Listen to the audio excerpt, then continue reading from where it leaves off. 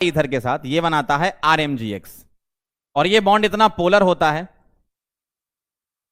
कि ये R जो है वो एज अ बेस भी काम कर सकता है और एज अ न्यूक्लियोफाइल भी काम कर सकता है, ये दोनों की तरह काम कर सकता है। तो जहां कहीं भी एसिड बेस रिएक्शन हो रही होगी तो हम एसिड बेस करा रहे होंगे, और जहां कहीं भी न्यूक्लियोफिलिक रिएक्शन हो रही है तो हम न्यूक्लियोफिलिक करा रहे होंगे। ठीक है, तो चलिए जरा ध्यान से देखिए, ग्रिग्नार्ड रिएजेंट बनाना तो आसान है। अब इसकी रिएक्शंस कौन कौन सी होती हैं उसके बारे में देख लेते हैं। इसकी रिएक्शंस होती हैं सबसे पहले एसिड बेस रिएक्शन, और हमेशा ध्यान रखिएगा एसिड बेस रिएक्शन हमेशा फास्ट होती है। कभी भी सवाल आपके सामने आए तो एसिड बेस रिएक्शन कराया करिए। और एसिड बेस रिएक्शन में ऐसे ध्यान रखना है, सोडियम कंस क्यों, और ये क्या क्या होते हैं। एन होता है बेटा नाइट्रो अल्केन, नाइट्रो अल्केन। ए होता है एक्टिव मिथाइलिन, एक्टिव मिथाइलिन। सी होता है टर्मिनल अल्काइन, क्या होता है बेटा, terminal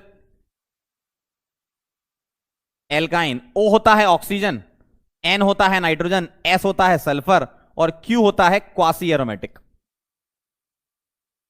quasi aromatic.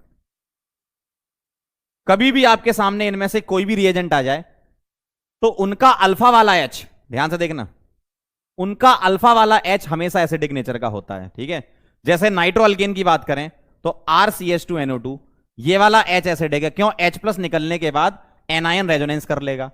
Active methylene में ये बेटा बीच वाला जो है ना, बीच वाला ये एसिडिक नेचर का होता है। टर्मिनल अल्काइन में बेटा ये जो टर्मिनल पे दिख रहा है ये एसिडिक नेचर का होता है। ठीक, ऑक्सीजन में O से जुड़ा हुआ H, नाइट्रोजन में N से जुड़ा हुआ H, और सल्फर में S से जुड़ा हुआ H एसिडिक नेचर का होता है। और Q क्वासी एरोमेटिक इस तरीके से दिखता है। तो ये वाला H यहां वाला एसिडिक नेचर का है। आइए कुछ रिएक्शन इसकी लिख लेते हैं, जैसे CH3MgBr की रिएक्शन तुम लिख रहे हो। ठीक है, CH3MgBr की तुम रिएक्शन लिख रहे हो, कई सारी रिएक्शन इसकी तुम लिख सकते हो जो एसिडिक बेसिक नेचर दिखाती हैं। क्या दिखाती हैं, जो एसिडिक बेसिक नेचर दिखाती हैं। जैसे मान लो तुमने अमोनिया के साथ इसकी रिएक्शन लिखी, ठीक, तुम मीथेनॉल के साथ इसकी रिएक्शन लिख रहे हो, तुम H2S के साथ इसकी रिएक्शन लिख रहे हो, तुम CH3COH के साथ रिएक्शन लिख रहे हो, तुम CH3NH2 के साथ रिएक्शन लिख रहे हो।